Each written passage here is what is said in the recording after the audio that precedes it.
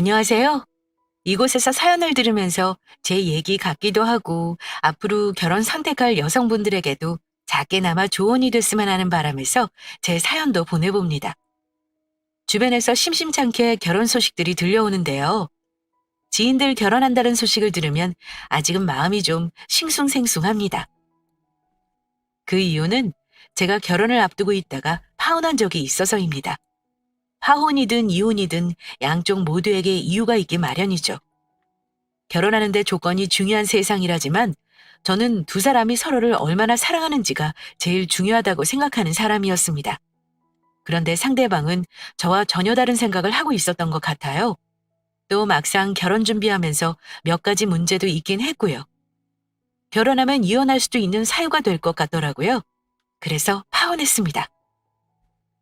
저희는 지극히 평범한 30대 커플이었고 교제는 2년 정도입니다. 양가 부모님 허락하에 결혼 날짜부터 잡았어요. 솔직히 객관적인 입장에서 저와 남자친구를 보자면 저는 1등 신부감이었고 그 사람은 꼴등까지는 아니고 그냥 중간 정도 되는 신랑감입니다. 저는 집이 잘 살아요. 어릴 때부터 부유했고 부모님이 사업하시고요. 시댁 집안은 그냥 집 한 채와 고지식간 예비 부모님이 계셨고 그 사람이 이남 일녀 중 막내에 특이사항이나 내세울 건 없습니다. 남자친구는 중소기업 근무하면서 연봉 5천 정도였고요. 저는 피아노 학원 운영하고 있습니다. 당연히 남자친구보다 수입은 훨씬 많아요. 그냥 객관적인 조건으로 따졌을 때 제가 더 나은 상황이었지만 그걸 크게 문제 삼지는 않았어요. 그랬다면 그 사람과 결혼 날짜까지 잡고 인생을 함께할 생각을 하지 않았을 테니까요.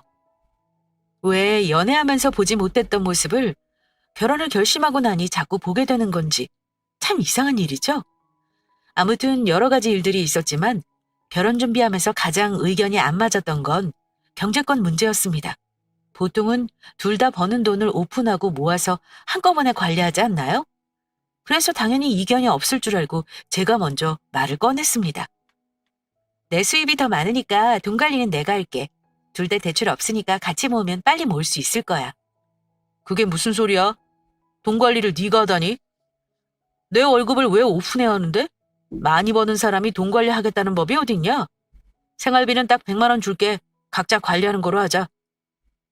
그럴 거면 뭐하러 결혼해? 자기 월급이 얼마인지 내가 정확히 모른다는 것도 솔직히 너무 웃긴 거 아니야? 생활비 100만 원이라니. 나머지 돈은 그럼 자기 마음대로 하겠다는 거네? 각자 100만 원 내서 그 돈으로 생활비 쓰고 알아서 딴 주머니 찾아? 뭐 이런 거야? 내가 너 돈 쓰는 걸 봐서 아는데 너처럼 관리하면 돈 못 모아.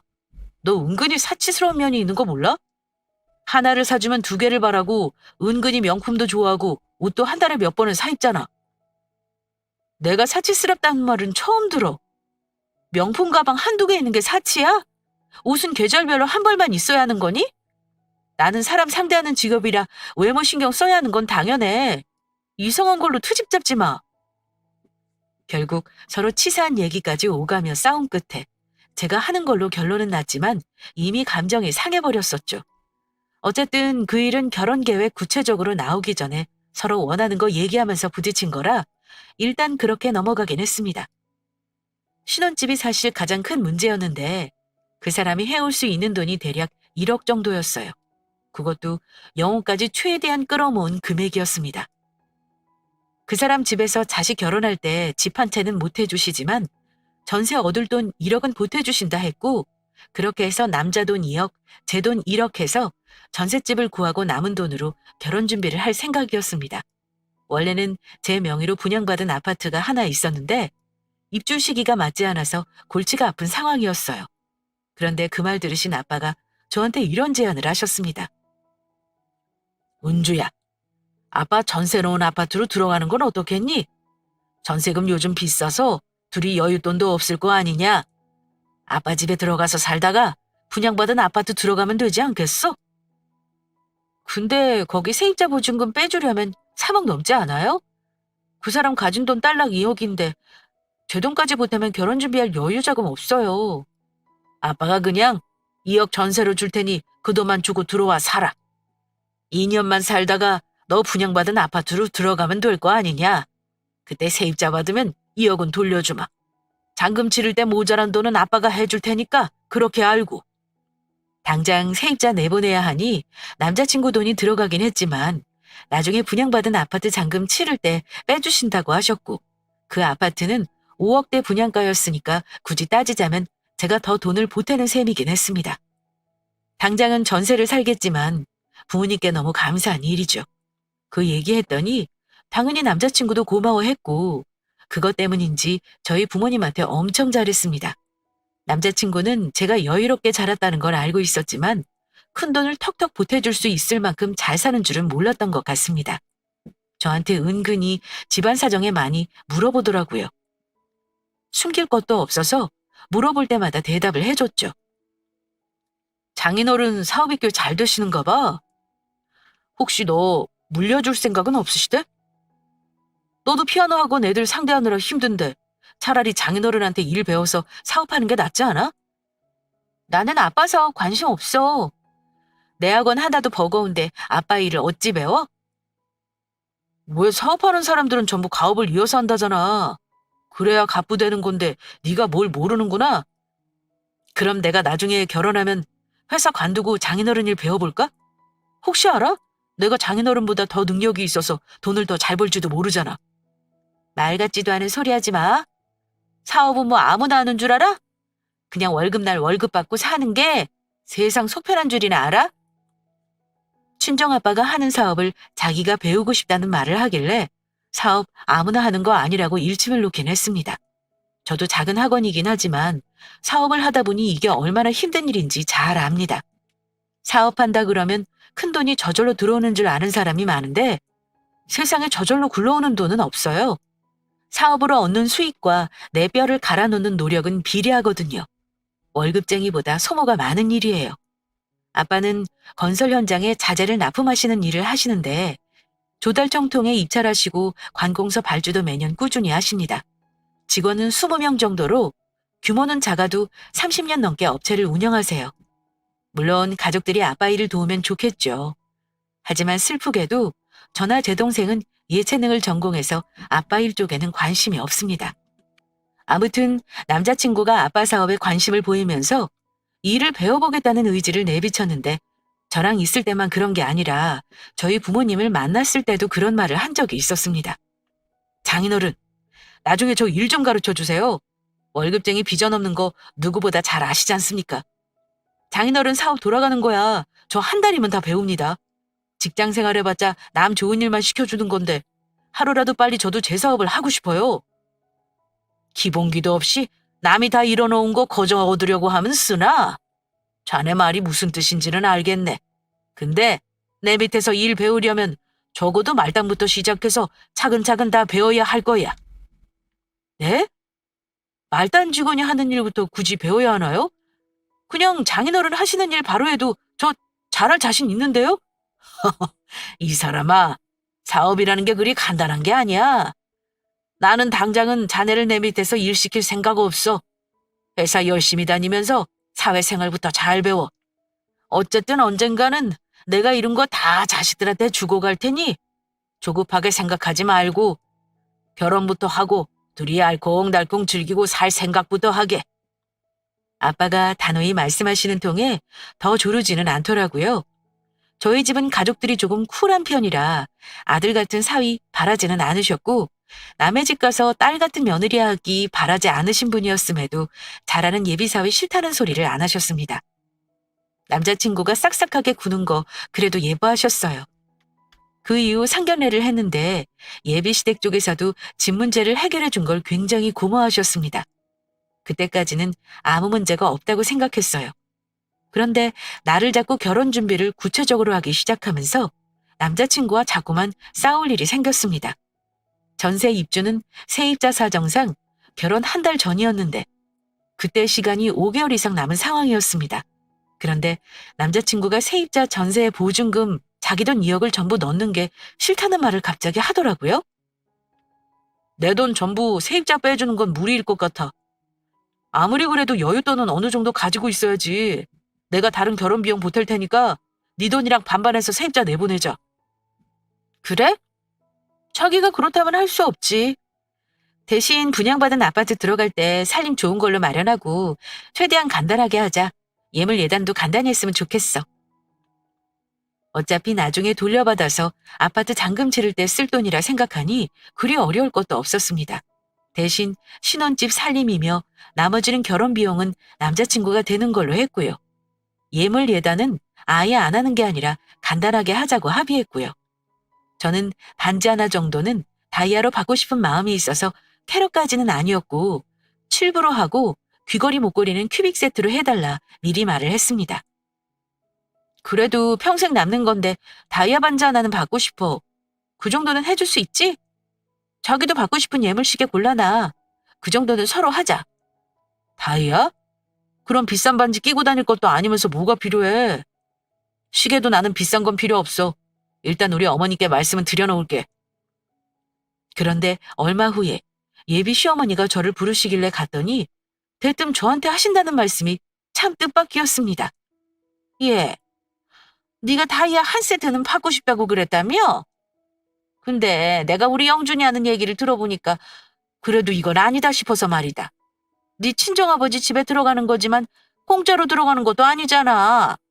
어차피 가지고 있는 집 너희들 공짜로 살게 해주셨어도 되는 거 아니냐?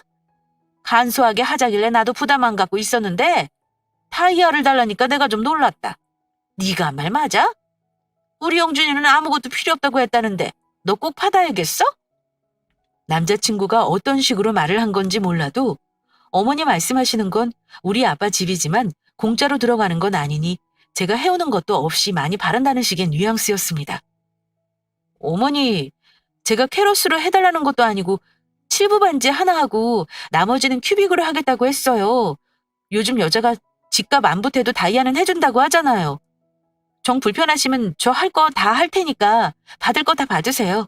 그렇게 하는 게 저도 속편할 것 같아요. 그래? 요즘 그럼 남자들은 뭘 받는 추세니? 저도 줄 거 주고 받을 거 받겠다 말씀드리니 어머니 눈이 반짝반짝 빛나면서 이렇게 물으시길래 대답해드렸습니다. 남자는 보통 시계, 정장, 반지 이렇게 해요. 경우에 따라 줄이기도 하지만요. 시계는 그럼 어느 브랜드 얼마짜리를 많이 하니? 글쎄요. 잘은 모르는데 보통은 2, 300만 원 선에서 하지 않을까요? 제가 하고 싶은 말은 다 했으니까요. 혹시 더 원하는 거 있으시면 오빠 통해서 말씀해 주세요. 그래? 그러마. 일단 네 말대로 줄 거 주고 받을 거 받는 게 낫겠다 싶네. 어머니와 그렇게 얘기하고 집에 왔는데 묘하게 기분이 나쁜 겁니다. 그 집에서는 전세금 보태는 걸 무슨 대단한 돈 보태든 얘기하는데 사실 그 돈 제가 산 집 가격의 반의 반도 안 되는 돈이잖아요. 기분은 나빴지만 일단 줄 거 주고 받을 거 받기로 얘기했으니까 남자친구 쪽을 좀 지켜보자 싶었습니다. 거기서도 기분이 나쁜 게 우리 아빠는 우리 결혼하는 거 좋아하시면서 나중에 아빠 재산 다 물려줄 생각하고 계시는데 그 사람은 벌써부터 줄 거 안 줄 거 따지고 든다는 게 너무 기분이 나빴습니다. 사실 연애 때부터 그 인간이 돈 계산에 밟고 짠돌이인 건 알고 있었습니다. 저는 버는 돈이나 가정 환경에 비하면 사치를 하는 편이 아니라고 생각해요. 때와 장소에 갖춰 입을 수 있는 옷이나 가방은 중요하다 생각해서 계절별로 옷은 한두 벌씩 좋은 걸로 장만하지만 명품 같은 거에는 크게 관심이 없기도 하고요. 그런데 결혼 준비하면서 서운한 게 생기니까 예전에 저랑 만나면 싼 것만 먹으려고 하고 좋은 곳 구경 가서도 돈 아끼는 모습이 떠올라 짜증이 나더라고요. 어쨌든 예비 시모 만나고 와서 남자친구와 상의를 하려고 주말에 만나긴 했습니다. 그런데 저한테 이러는 겁니다. 네가 줄 거 주고 받을 거 받자고 했다며? 나도 그럼 예물 남들이 하는 만큼만 할게. 이러길래 그래? 그럼 오빠는 뭐 받고 싶은데? 받은 거 있으면 말해봐. 원하는 걸 해줄 생각으로 물어봤더니 한다는 말이 기가 막혔습니다. 남자 예물시계는 롤렉스 정도는 해야지. 원하는 모델 받은 거 있어. 거기 봐봐. 하면서 시계를 보여주는데 인터넷 찾아보니 싼 게 7, 800이고 1000만 원이 넘는 모델인 겁니다. 너무 황당해서 제가 되물었어요. 오빠, 이거 얼마인 줄 알아? 이거 못해도 1000만 원은 하는 거야. 나 어머니랑 예물 견적 본 거 700 나왔어. 근데 1000만 원짜리 시계를 사겠다는 말이 나와? 예단 안 하는 것도 아니고 1,000만 원에 어머니가 가방 해달라 하셔서 그거까지 사드리기로 했잖아. 나한테는 반지가 뭐 그리 비싸냐 그러지 않았어? 줄 거 주고 받을 거 받자고 하니까 눈에 뵈는 게 없나 봐? 결혼 준비하면서 그때 제일 크게 화를 냈던 것 같습니다. 결혼할 때 내가 알던 사람이 아닌 것 같았어요. 물론 짠돌이인 면도 있고 저한테 인색하게 구는 거 몰랐던 건 아니지만 거지근성까지 있어서 얼토당토 없이 저런 걸 바랄 줄은 정말 몰랐습니다. 뭐? 눈에 뵈는 게 없다니. 다들 그렇게 한다길래 얘기한 것뿐이야. 줄 거 주고 받을 거 받겠다는 건 네가 먼저 말한 거잖아. 그리고 말이 나왔으니까 말인데 솔직히 집 장인어른이 살게 해주시겠다는 건 원래 있던 집이잖아. 따지고 보면 너는 집을 해왔다고 할 수는 없지. 이 결혼을 위해 돈 쓰는 건 아니니까. 전세 보증금 나중에 돌려받아도 어차피 네 아파트 잔금 치를 때 쓰는 거잖아. 물론 그때는 내가 보탠 돈도 있으니까 공동명의로 하겠지만 어쨌든 내 생각은 그래. 대체 무슨 계산 방식이 그런지 모르겠다. 원래 아빠 집이라서 내가 해온 걸 할 수 없다?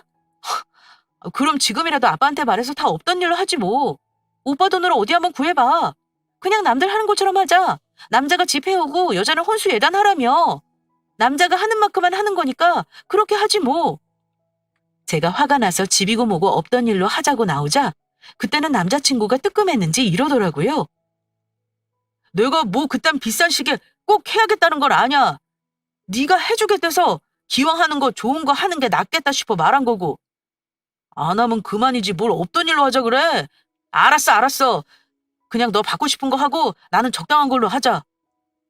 누가 다이아 반지 못 받아서 환장한 줄 알아? 그깟 거 나도 구걸에 가면 받을 생각 없어. 어떻게든 돈 아끼면서 나 해주려는 거 보니까 너무 정 떨어진다. 그때 심정은 정말 결혼을 그 자리에서 때려치우고 싶었습니다.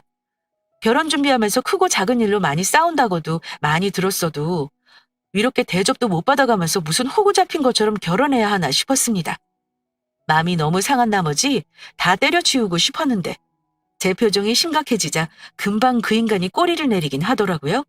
그래서 남자친구가 말한 시계 말고 다른 브랜드 적당한 시계를 보기로 했습니다. 끝내려면 사실 그 싸움으로 파혼을 생각했어야 하는데 제가 남자친구 본성이나 속마음을 제대로 파악하지 못했던 것 같아요.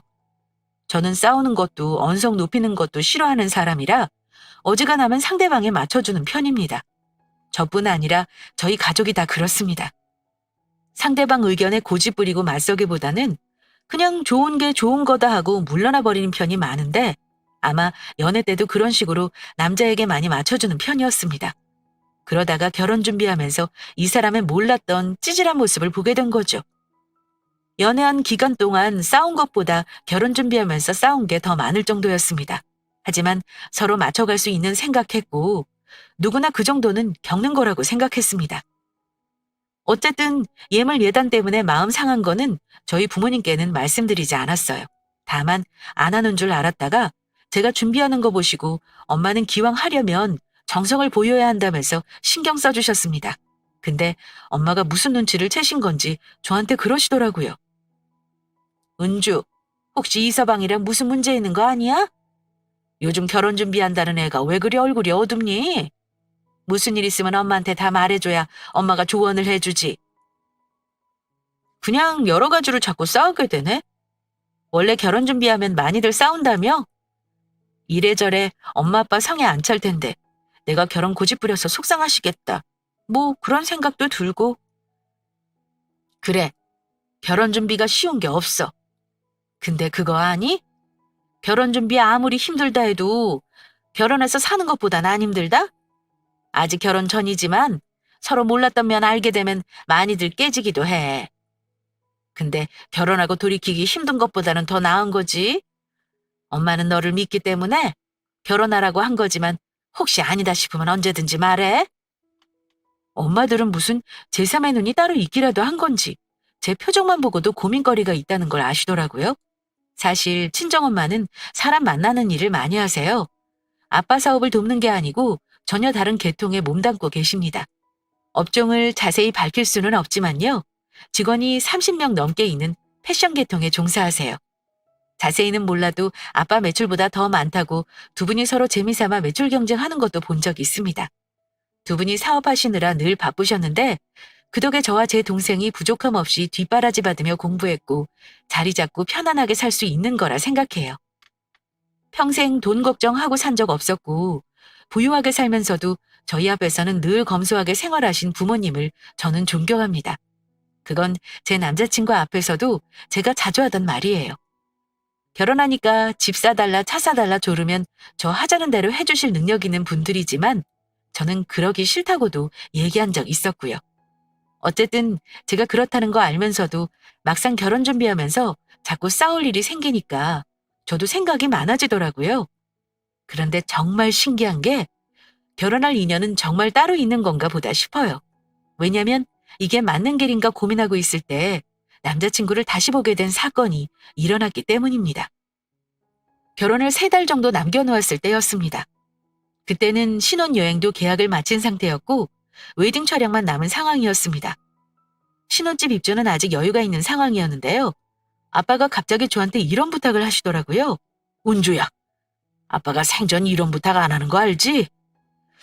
요즘 건설 경기가 안 좋아서 아빠가 자금 때문에 좀 힘들지 뭐냐. 너희 입주 일자까지 맞춰줄 테니 세입자 줄 돈을 아빠 좀 빌려줄 수 있을까? 물론 크고 작은 사업이기야 늘 있는 거지만 저한테까지 돈 얘기를 하실 정도면 많이 힘드시다는 거였습니다. 아빠, 얼마 정도면 되는데요? 지금 많이 급하신 거예요? 엄마한테는 말씀하신 거예요?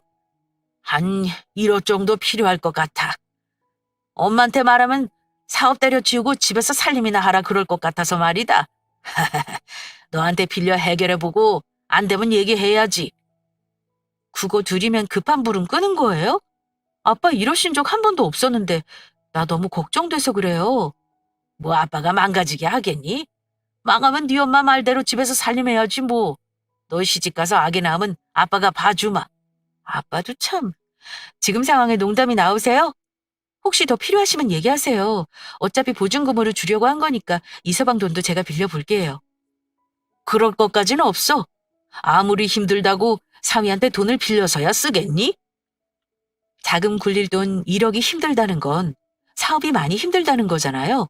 아빠가 큰 회사는 아니지만 책임지고 있는 직원들도 있는지라 심적 부담이 많이 크신 듯 보였습니다. 저는 아빠에게 급한 대로 제 돈을 빌려드렸습니다.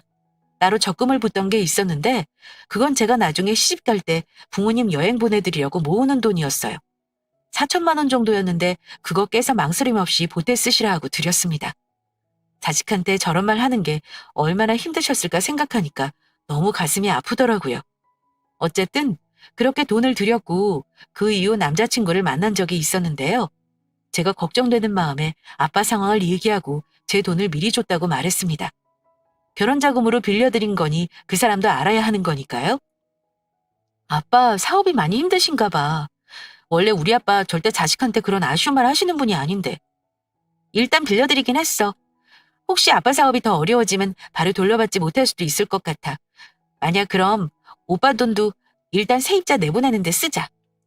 저는 아빠 사업이 많이 힘든 상황이며 돈을 제때 돌려받지 못할 수도 있다고 이해해달라 말한 거였는데 이 인간이 제 말을 듣더니 보이는 반응이 아주 의외였습니다. 뭐? 사업하시는 양반이 돈 1억이 없어서 너한테 빌려가셨다는 거야? 설마 장인어른 부도나거나 하는 상황은 아닌 거지? 와, 사업하는 사람 앞날 모르는 거네. 그럼 내 돈으로 세입자 보증금을 주라 이거야? 아, 짜증나네. 그러기 싫은데 왜 너희 아버지는 자식한테 돈을 가져가냐? 이러는 겁니다. 원래 오빠 돈으로 하기로 한 거였잖아. 나중에 내가 보태기로 한 거고. 누군 이런 상황이 될 줄 알았겠어? 그래서 오빠는 싫다 이거야? 나는 싫다. 솔직히 세입자 보증금 우리 돈으로 내줘야 하는 것도 싫었어. 나중에 주신다고 해도 사람 일 모르는 거잖아. 이 상황도 그래. 갑자기 장인어른 사업이 어렵다니. 지금은 너한테 1억 빌려달라셨지? 그게 2억 되고 3억 될 줄 어찌 아냐? 어우, 야, 난 싫어. 이런 상황이면 나 결혼도 안 하고 싶다. 심지어 그 사람 입에서 결혼을 안 하고 싶다는 말이 나오더라고요. 결혼을 안 하고 싶다니? 오빠 설마 우리 집 배경 보고 나랑 결혼하는 거야? 아빠 사업 어렵다고 결혼 안 하겠다는 말이 나오는 건 뭔데? 우리 집 돈 없고 볼 거 없으면 결혼 안 하겠다 뭐 이거야? 그거야 당연한 거 아니냐? 결혼하면서 배경 안 보는 사람이 어디 있어? 너도 나 인물 보고 학벌 보고 다 본 거잖아. 이러는데 어이가 없었습니다. 나야말로 배경 봤으면 오빠랑 결혼할 이유가 하나도 없어. 그래서 우리 아빠 사업 어려우니까 오빠한테 똥물 튈까 무섭다 이거네? 솔직히 말하면 그래. 나는 너랑 결혼해서 편하게 살 생각했는데 시작도 전에 이러면 곤란해. 경제적인 거 담보 안 되는데 결혼할 이유는 없는 거 아니야? 은주야, 아무래도 나는 그건 싫다. 우리 그냥 파혼해. 그래도 결혼 전에 이런 일이 있었던 게 천만다행이네. 하마터면 나 코 깰 뻔했잖아. 이런 말을 듣는데 정말 정신이 번쩍 드는 게 이런 거구나 싶었습니다. 뭐? 파혼? 그걸 지금 오빠 입으로 먼저 말을 해? 내가 말해도 모자랄 판에 뭐? 천만다행이라고? 좋아, 파혼해. 대신 위약금이고 뭐고 오빠가 다 물어내. 나도 오빠 그 속내를 이제라도 알게 돼서 다행이네. 우리 아빠 사업 탐낼 때부터 오빠는 그런 속내가 있었던 거네? 어느 남자라도 다 그럴걸? 나는 결혼해서 처가에 돈 갖다 바칠 생각은 없어. 내가 손해보는 거 뻔히 보이는데 결혼 안 하는 건 당연한 거야. 자기가 손해보는 결혼이라는 식으로 말하는 거 보니 정말 정남이가 확 떨어졌습니다. 아빠 사업이 힘들다고 하니까 코 깰 뻔했다는 말까지 하며 파혼하자는 사람이 내가 결혼하려고 했던 사람이라니요. 저런 사람 좋다고 결혼하겠다고 한 제가 등신처럼 느껴졌습니다. 제가 파혼하자 하니 이 남자 신기하리만치 냉정한 모습으로 파혼하자고 하며 돌아서더군요. 순간 꼭지가 돈다는 게 뭔지 실감했습니다. 그 인간에게 돈을 빌려달라고 한 것도 아니고 단순히 우리 아빠가 사업이 어렵다는 말 듣고는 자기 돈 들어갈까봐 파혼하자고 하는 게 말이 되나요? 아마 저 같은 이유로 파혼당하는 사람은 대한민국에 없을 겁니다. 그날 그렇게 황당하게 헤어지고 나서 당장은 부모님께 차마 말씀드릴 수가 없었어요. 파혼 결정하면서 제일 마음이 걸렸던 게 부모님께 말씀드리는 거였고 특히 아빠에게는 더더욱 그랬습니다. 그런데 하필 그때가 추석을 앞두고 있어서 예배시댁에 안 가는지 엄마가 물어보시더라고요. 그 순간 정말 난감했습니다. 거짓말은 차마 나오지 않더라고요. 제가 우물쭈물하니까 눈치를 채시고 무슨 일이라도 있는 거냐고 물으시더라고요. 그래서 그냥 말해버렸습니다. 그런 일이 있어서 헤어졌다고요? 그런데 엄마 반응이 의외였습니다. 지난번에도 제가 결혼 준비하며 힘들어하는 거 보고 걱정하시던 분이어서 제 결혼 엎어진 거 굉장히 속상해하실 줄 알았거든요. 엄마는 그냥 쿨하게 네가 괜찮으면 됐다. 힘든 결정 한 데는 그럴 만한 이유가 있겠지. 엄마는 너를 믿어. 엄마 아빠 개의치 말고 네가 하고 싶은 대로 해. 라고 하시고는 말더라고요. 이유 같은 것도 자세히 안 물어보시고 그 인간에게 화도 안 내셨습니다. 조금 있다 소식을 들었는지 동생한테도 전화가 왔습니다. 그런데 제 여동생이 언니 괜찮냐고 물어보면서 하는 말이 언니, 파혼했다고 하는 말이지만 사실 나랑 엄마는 언니 신랑감 별로였어. 내가 결혼은 안 했지만 사람 보는 눈은 있는 거 알지? 내가 볼 때는 언니 신랑감이 왠지 좋은 남편 될 것 같다는 생각이 안 들더라고. 근데 이러려고 그랬나 봐. 언니가 잘해준다니까 그냥 반대하지 않은 거야. 어쨌든 언니, 결혼 안 하기로 한 건 오히려 잘 된 것 같아. 앞으로는 사람 보는 눈 좀 키워. 이렇게 얘기하는데 좀 놀랐습니다. 제가 그 인간에게서 좋게 봤던 게 무엇이었는지, 그리고 우리 가족은 내가 그 인간에게 보지 못한 걸 어떻게 봤는지 새삼 생각하게 되더라고요. 우리 가족에게는 파혼 얘기를 담담하게 꺼냈고 가족들은 정리 잘하라며 다독거려 주었습니다. 그렇게 한 일주일이나 지났을까요? 헤어진 그 인간이 연락을 했는데 만나서 얘기할 게 있다는 겁니다. 그동안 서로 쓴 돈과 결혼 준비하면서 들인 돈 계산을 하자는 건가 싶었습니다. 어차피 한 번은 만나야 할 것 같기도 하고 무슨 말 하려는지 마지막 지랄하는 거 한번 보기나 하자 싶었습니다. 그 인간이 무슨 말을 하건 상관없었어요. 그 인간을 사귀었던 저 자신에 대한 종결의 의미였죠. 그런데 그 인간 한다는 말이 시간을 갖고 생각해봤는데 우리 파혼하기로 한 건 너무 성급한 결정 같아. 뭐 일단 장인어른 사업 힘들다고 하지만 당장 망한다는 건 아니잖아? 네 말대로 장인어른 힘드시다니까 내 돈으로 보증금 주지 뭐. 글쎄? 난 우리 부모님께 이미 결혼 안 하겠다는 말씀드려서 말이야. 그 말 하려고 온 거면 늦었어. 나는 이미 마음 굳혔으니까. 오빠 돈은 다른 여자랑 결혼하도록 해. 잘 생각해봐. 네 입장에서 손해보는 거 없잖아. 뭐 장인어른 힘들다면 내 돈으로 좀 도와드려. 아니? 오빠 푼돈으로 도와줄 거 없어. 우리 엄마가 그 얘기 듣고 내 돈 돌려주셨고 아빠 자금도 융통해드렸거든. 우리 엄마가 아빠보다 돈 더 잘 버시는데 뭐가 걱정이겠어? 갑자기 태도를 돌변한 그 인간에게 엄마 얘기를 했더니 갑자기 놀란 얼굴로 저한테 그러더라고요. 뭐? 장모님이? 장모님이 그냥 옷가게 하시는 거 아니었어? 지난번에 옷 파는 일 한다고 하셨잖아. 엄밀히 말하면 옷 파는 거지. 그쪽 개통 사업이니까.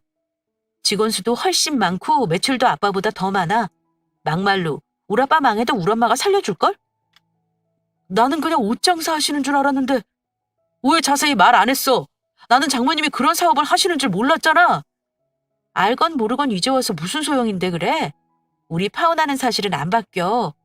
은주야, 내가 파혼 성급하다고 얘기했잖아. 일주일 동안 고민하고 와서 얘기한 건데 넌 그동안 기다렸다는 듯이 부모님한테 결혼 때려치우겠다고 말하냐? 너 나하고 정말 끝낼 생각이야? 솔직히 본인 입으로 먼저 파혼하자 그랬던 사람이 이제는 무슨 생각으로 다시 결혼을 하겠다는 건지 황당했습니다. 게다가 저희 엄마가 큰 사업한다는 말을 듣고 나서는 더 파혼을 물으려는 듯 했고요. 결혼이라는 게 원래 적당한 계산도 들어가야 하는 거야. 지난번 내가 파혼하자고 한 건 순간적으로 돈 얘기를 한 거니까 열받아서 그런 거라고. 우리 2년을 넘게 만났는데 고작 이것 때문에 헤어진다고? 절대 안 돼. 일단 지난번 일은 내가 사과할 테니까 파혼은 없던 걸로 해. 내가 직접 너희 부모님 만나서 사과드릴게.